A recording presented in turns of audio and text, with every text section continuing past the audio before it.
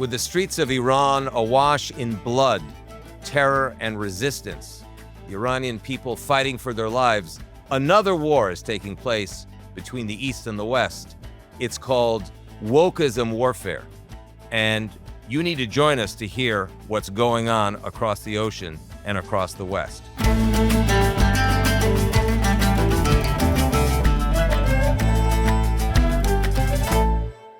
Karis Rhea, it is so great to have you here on Al-Shaq Al-Satlana, which means in Arabic, our Middle East. And you're a very special guest. You're one of the first guests that we've had that comes not only from the Middle East, but from the West. So we're taking the Islamic, ideological, religiously fueled jihad warfare, and we're actually going to carry it to the West because there is another war going on, and that's the woke war. And too many people in the Middle East don't understand what the woke war is. And you know what? I would venture to say too many people in the free world don't really deeply understand what woke warfare is. They think it's sort of some grassroots complaint about Israel and its oppressive policies and its territorial land grab, and it's anything but that. It's very, very ideologically charged and ideologically violent. So that's why we're happy to have you here. You're writing a book on this. You're one of the most highly recognized young leaders and activist, expert scholars on this issue. So I'm just delighted to have you help us understand much more deeply what is happening in the United States and across the West, from the right to the left, because you're focusing as much on the right, on the political right, as you have observed on the political left. Help us understand what's happening in this woke warfare. Yes. Well, thank you so much for having me. First of all, it's really a pleasure to be here with you. Our pleasure. Especially in Israel and the Holy Land. I just arrived last night, so I'm still working out the jet lag for here. But yes, as you mentioned, I have been focusing both on the left and the right, although increasingly more on the right. For the last, I would say, decade or two, I was trying to fight anti-Semitism as it manifested in the progressive and Islamist spaces, which, as you know more than anyone, overlapped, right? We had what was known as the Red-Green Alliance, the illiberal Islamists hooking up with the liberal progressives over a common enemy, over their mutual hatred of the West, of Judeo-Christian values, of biblical values, of capitalism, of America. But increasingly over the last few years, personally, I've seen the same type of grievance-based identity politics and anti-Semitism creep up within my own camp. I identify as a proud MAGA conservative. And I have noticed that under the banner of America First, and I'm not the only one who has noticed this, we've seen some pretty sinister bad actors, some who have popped up out of nowhere, others who have been around for a while and previously just seemed like good faith conservatives, who are actually utilizing much of the same tactics as the progressive left and linking up with jihadists or Islamists and really putting forward some, I would argue, anti-American and anti-Western views, but they're doing it under the guise of conservatism, under the guise of the principles of family and faith and freedom and everything that as conservatives we are supposed to value. So it's very, very disconcerting, right? I mean, I was fighting it outside of my own camp for so long, and now I'm fighting it from within. So when we talk about, let me try to make some order here, because it's a very complex structure that you're talking about.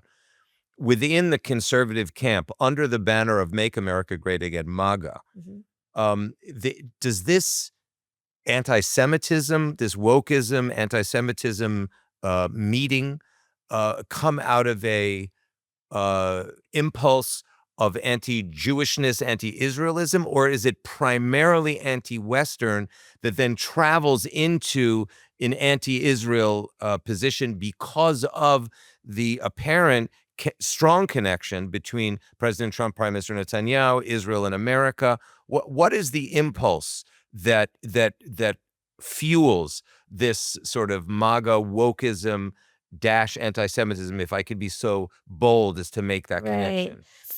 I don't think there is one impulse. I think that there are a number of factors that have all coalesced to arrive at this current moment. So, for example, we had the COVID pandemic.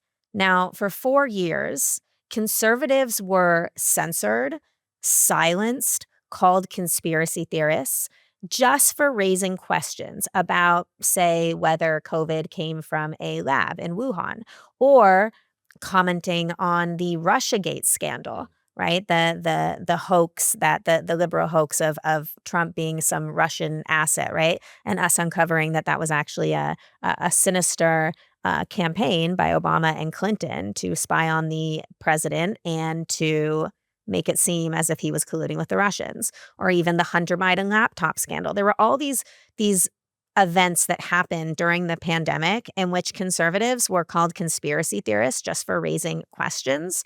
And there were real conspiracies.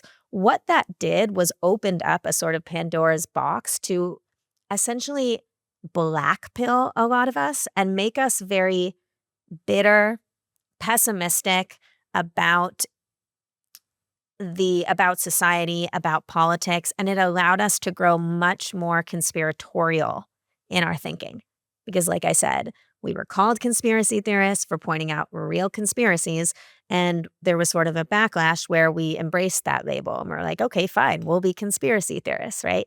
Because when you're shut down and silenced for so long, right, all the social media would shut us down, right? Twitter and TikTok and wonderful doctors and scientists were silenced, and I think all of that paved the way for a conspiratorialism that lends itself towards anti-Semitism, because anyone who knows a thing or two about anti-Semitism knows that it is first and foremost a conspiracy. So a lot of conservatives, especially younger 20, 30 something conservatives who are online, are very susceptible to any sort of conspiratorial idea about politics or culture. So now you have these regurgitated blood libels against Jews that are just spreading like wildfire. So I would say that's one reason why we see this increase in anti-Semitism, and I think that definitely goes hand in hand with a sort of wokeism on the right, because at the same time, you also have something else going on, which is a reactionary movement to the left. So wokeism essentially exists on a intersexual hierarchy in which you have the oppressors at the top and the oppressed at the bottom. And everybody can be divided into one group along this hierarchy. And it doesn't matter what the individualistic circumstances are. If you are Black, you're immediately the oppressed. If you are white, you're immediately the oppressor. This is how this is the lens of wokeism. This is how the left orders societies. Well, when conservatives for so long have been told that they are racist and toxic and white supremacists just for being white or conservative or males or Christian, then there's going to be some sort of backlash to that, and the pendulum will swing in the other direction. And you know who warned about this was Jordan Peterson, Dr. Jordan Peterson. When everybody's pronouns were getting policed and young white males were being demonized, Dr. Peterson said this is going to create a mirror identitarian movement on the right, and that is what we're seeing today. Do they reject the left as equally as they reject Israel? Does the woke right reject Yes. the left? Yes. So I would argue that the woke right postures as rejecting the left, right? Because they are operating under the guise of conservatism. But because they're using the same tactics, we actually see them joining forces with the left. So this is why, for example, you have somebody like AOC on the left joining forces with Thomas Massey on the right in Congress, or um, you see Anna Kasparian on the left going on Tucker Carlson show on the right, right? You have all these alliances forming over grievances and identity politics, and this is why we call them the woke right, because they're not on the left, and yet they mirror the left, and they're they're finding common cause with the left. But it seems to me the common cause is primarily perhaps Israel and the Jews, because on immigration, the left and the right are very different. On the rights of minorities, they're very different. Where do they find common cause? Yeah.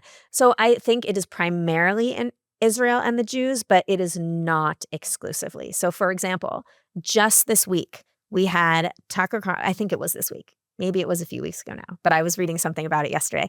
We had Tucker Carlson in his newsletter actually excoriating ICE for their violent tactics against protesters. Now, this is a very left-wing perspective that he was pushing, and many conservatives were just given more reason to believe that Tucker is no longer part of the conservative movement.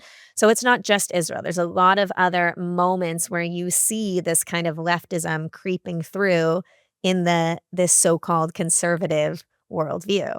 But once again, it's all based on grievance and victimhood. It's not based on any sort of legitimate principles or objective values that one can foresee for a flourishing society. You know what is extraordinary about what you're saying is that Tucker Carlson today is as much a source of policymaking for the Washington community as any other source. And I mean, even though I'm based in Israel, but traveling to where you're from DC, we're hearing from legislative assistants, from chiefs of staff, that the media, social networks, and all the more so Tucker Carlson, he defines the agenda that the policymaking community responds to. And it's, when we talk about him, he seems to be isolating himself more and more and more and more on the right. Take the ICE example that it's extraordinary, right? That he would now be perceived as anti-law and order, anti-enforcement of illegal immigration. Right. But how should we consider Tucker Carlson? Is he as mainstreamed as as some people would suggest he is, or is he really still an isolated phenomenon? No, I think he once was mainstream in terms of the populist right.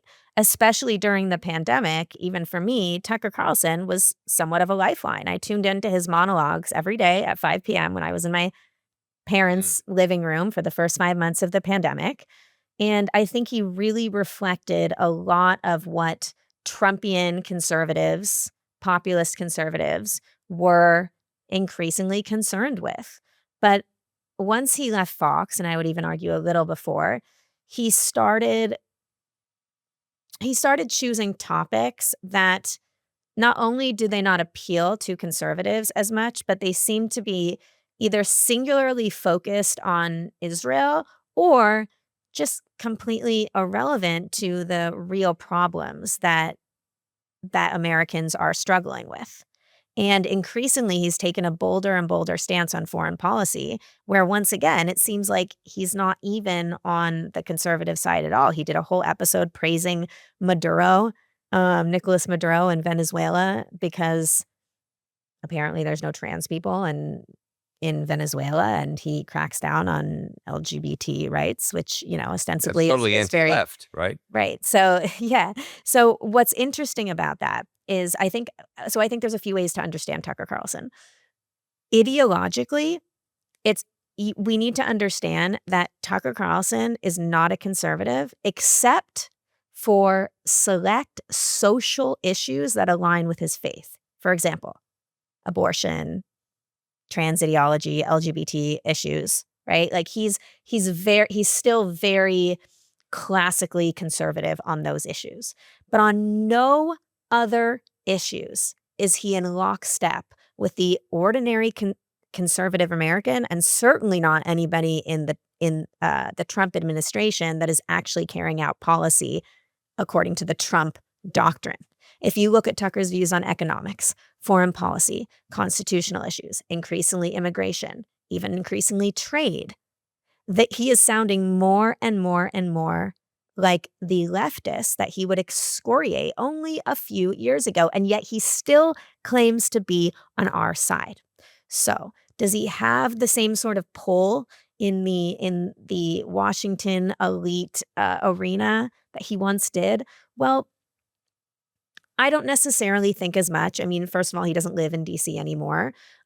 He still definitely makes his regular trips to the White House, but from what I know, from what insiders have told me, this is really at the behest of JD Vance, and Trump is very polite, but kind of largely ignores him. Now, I can't tell you this for sure, but this is just what I've heard in DC.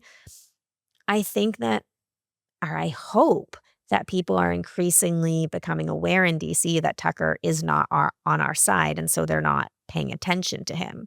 However, I do think that Tucker is really, really playing the long game in the sense that he has positioned himself for way longer than any of us would have expected to set JD Vance up to be president. If not for Tucker Carlson, JD Vance likely would not have been senator, let alone the vice president. So I think it's very important when we watch or listen to Tucker Carlson and we're trying to make sense of these views. Wait, he sounds conservative here, but he sounds like a leftist here. We have to always think about in the back of our minds, oh, well, he always is praising JD Vance. JD Vance and Tucker are like this. They're in business together. He has nothing but good things to say about JD Vance, while at the same time, he's constantly demeaning the rest of the Trump administration.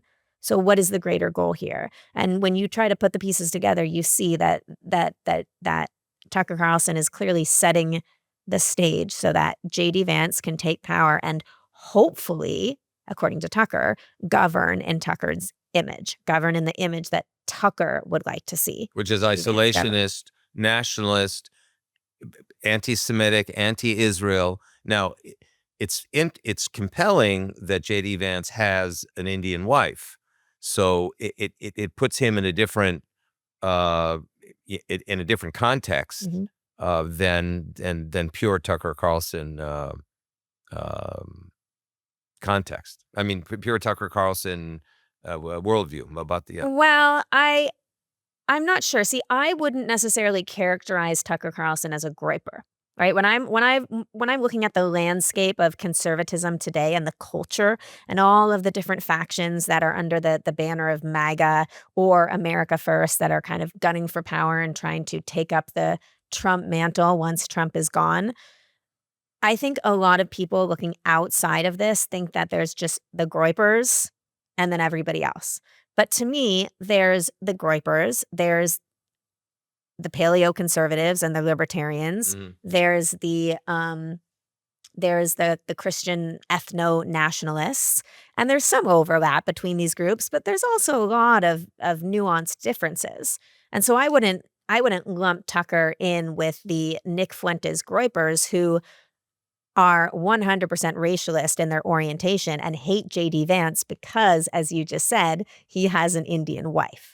I wouldn't put Tucker in that category, but that does not mean that there is an overlap with Tucker's paleo views and groyper views. And that is what makes Tucker so dangerous is he's sort of like the gateway drug into that world. And he invites those very kind of guttural, radical factions of the right into the conversation with the hopes of mainstreaming them. But Tucker actually borders both worlds. So he can get away with appealing to both the groypers and the post-liberals of the JD Vance realm.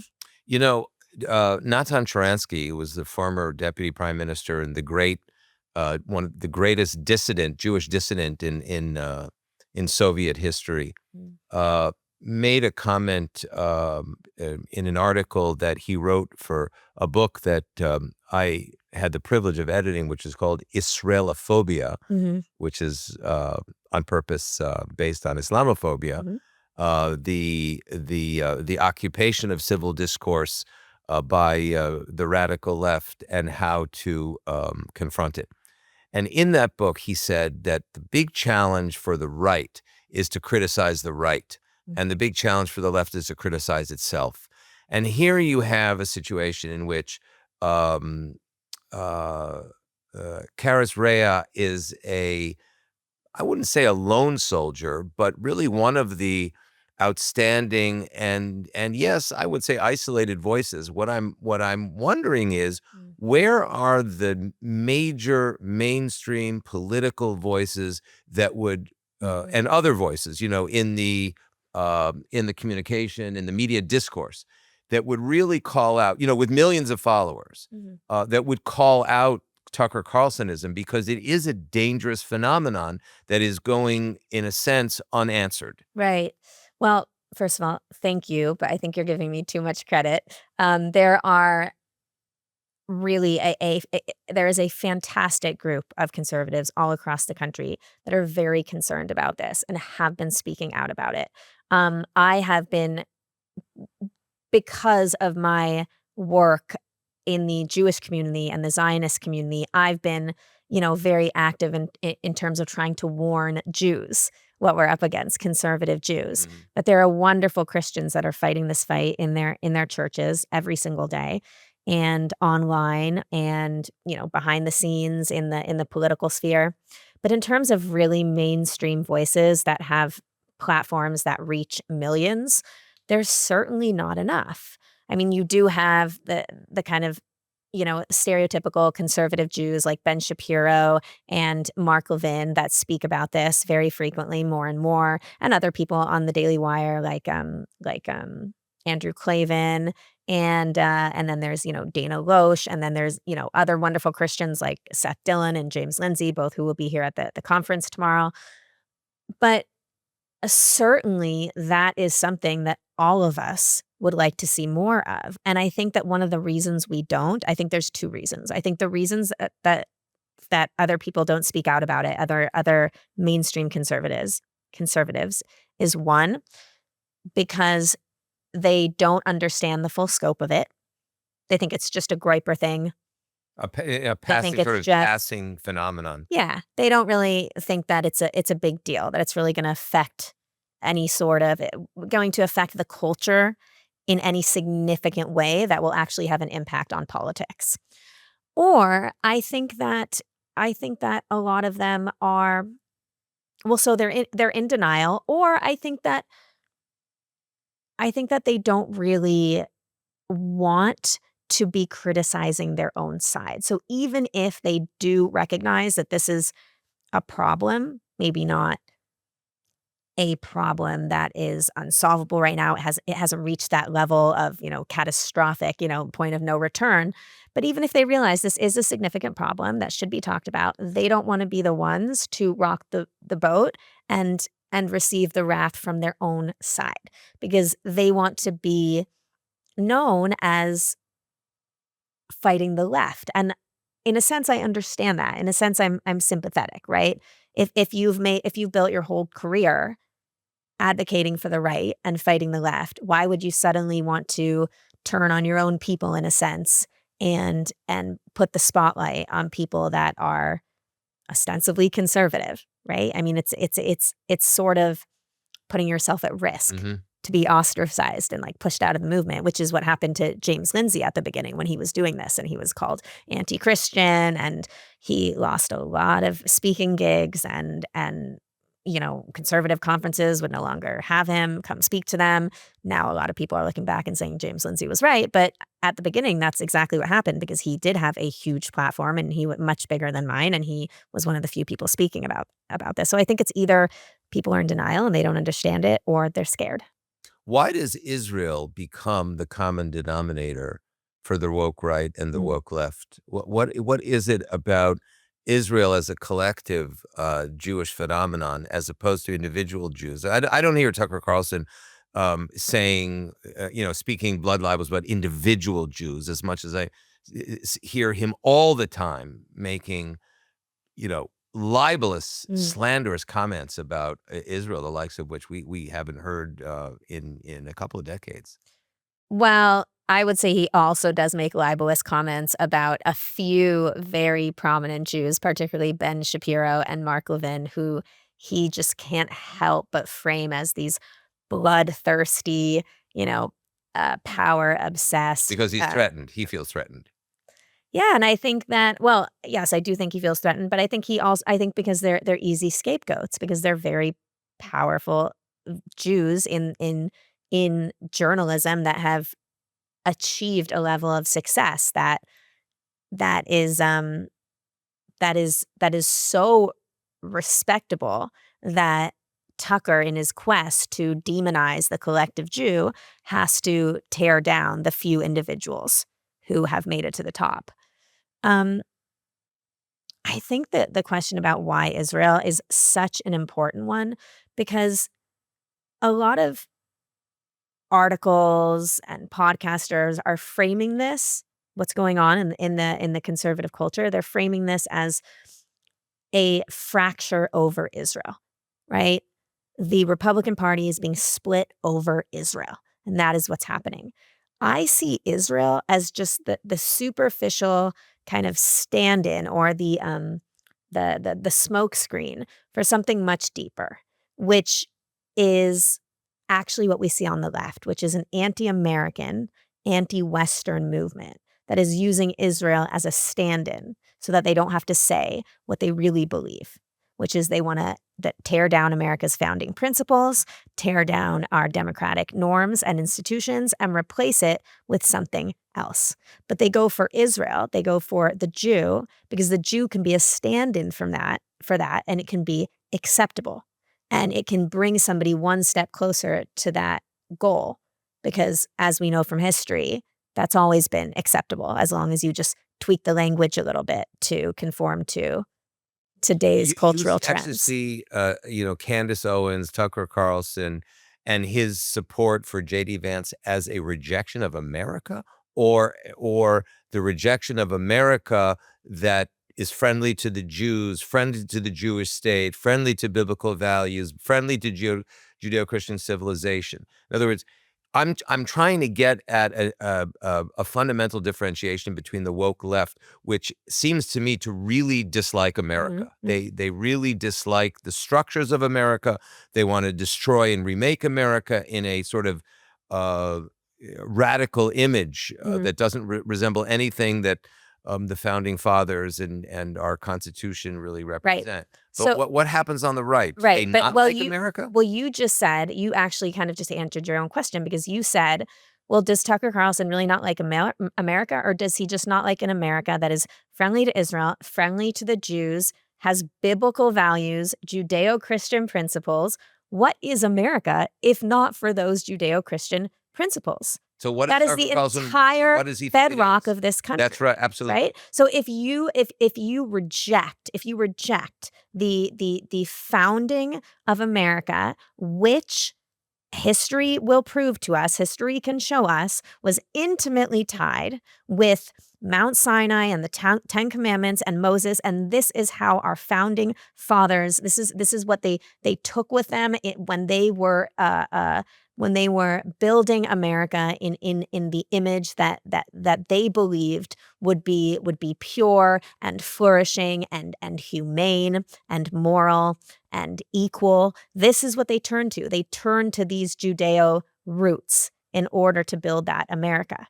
So if you don't believe in that America, what you essentially believe is a different country. Maybe it would have the name America, but it would be America only in name. It would not be America in practice, which is the same as the left. The only difference is the left is very obvious and very forthcoming about the fact that they do not like America. The right will never say they do not like America because patriotism is one of the core values of conservatism.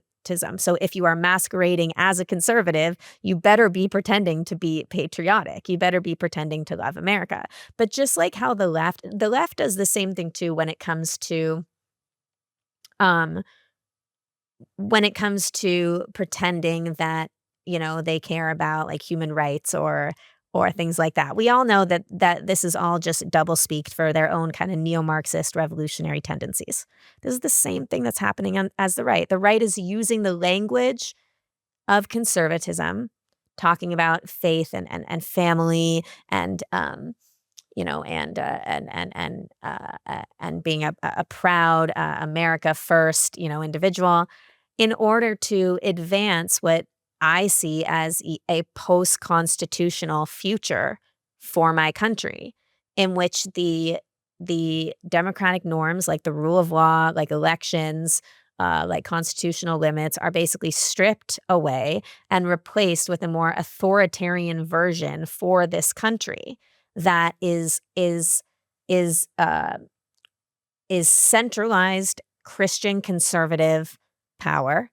And there is no sort of religious freedom or like First Amendment, and isolationist in foreign policy. And we can get into the kind of nuances of that, but Tucker Carlson has a very different vision for America, and thus I argue he is not pro-America at all, and he is just one of them. I mean, there's so many players in this game, but Tucker is the one that people talk about the most. What can Israel do when you hear this, our discussion today, and you think about Israel's image, its international status has never been so threatened. And even though polls are showing that the majority of the American people still support Israel, even the majority of the European governments still support Israel. I saw a poll recently in upwards of 65%. Nonetheless, in the world, in the stratosphere of social media, I mean, Israel is just being dragged through the blood and through the mud. And what can Israel do in order to counter this type of messaging, indoctrination, propaganda? Because Israel, in my experience, being here almost 35 years, 36 years, has not done a satisfactory job in undressing its enemies and in dressing up itself, laying out a narrative, leading a narrative, driving a narrative that it has all of the virtue in the world to do and all of the justification in the world to do, but it merely appears to be a reactive, defensive Yes, player. absolutely. So what we were in a new reality here. Right. I think that there is a whole bunch of things that Israel can do, but if they didn't do them to tackle the left, I'm not sure why they would start now to tackle the right. I mean, we've heard Because we're having this podcast and they're going to listen to us. Right, yeah. You know, there have been so many people that have just proposed such obvious things for Israel's public relations, such as having spokespeople who are young, who speak perfect English, who are sharp and know how to debate, actually be going out there, right? And to be making Israel's case. This is such an obvious thing that Israel has just never done before. They tried it with Elon Levy. He was amazing, but he's not there anymore, and there hasn't been somebody else to replace him. But beyond PR, I think two things should really happen here. Israel needs to be cultivating ties with Christians in America. Christian Zionists are the last bastion of philo-Semitism in America. There is a reason why Christian Zionists are slowly but surely starting to turn against Israel, and it is because the forces at work here, the anti-American forces, know that if they can split the Christian conservatives from the Jews, from Israel, that's the beginning of the end for America. We know this from history. We know that the second that a society or a nation or a country or a community succumbs to the virus of anti-Semitism, that it's not long before that entity disintegrates. Okay, it's brain rot. It's absolute suicide for any society. And the people that hate us know this. The Islamists know this. The Russians know this. The Chinese know this.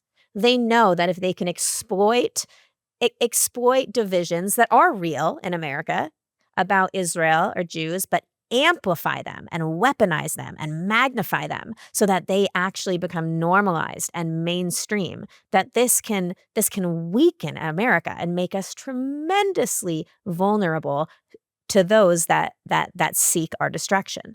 So I think it's incredibly important that relationships with Christian Zionists are cultivated. There's wonderful groups that do this, Israel Allies Foundation and Israel 365 here in Israel, but we need much more of The them. Jerusalem Center for Security and Foreign Affairs is actually producing together with another organization the first ever Judeo-Christian Zionist Congress. Fantastic. Nashville in February, mid-February of this year. Fantastic. First ever. And we have a very robust program of reaching out to the leading Christian Zionist communities in the United States, 80 to 90 million strong. And many people are unaware that there are 700 million Christian Zionists around the world. So we are very much aligned with you on that. Yes. And so, by the way, is this Israeli government and even the opposition, everyone has made almost a 180 on the issue of Christian Zionist outreach, and not only outreach, inreach. We want to create recognition for Christian Zionists as a legitimate, absolute minority within Israel. And so it's not only thank you very much for supporting Israel, send money, Shabbat Shalom, we're going to move on. But it's actually to make them real partners because 99% of all Zionists in the world are not Jews. Well, yeah, and because you said what can Israel do in this fight? At the end of the day, it's going to be Christians that move this needle on the right. It's not going to be Jews. And so what Israel can do is foster those relationships and help Christians to do that. And I also think there's one other thing that they can do, which is, and I feel like this is just going to be like clipped, and I'm just going to be, somebody's going to be like, oh, here's this Zionist Jew admitting that Israel has to infiltrate,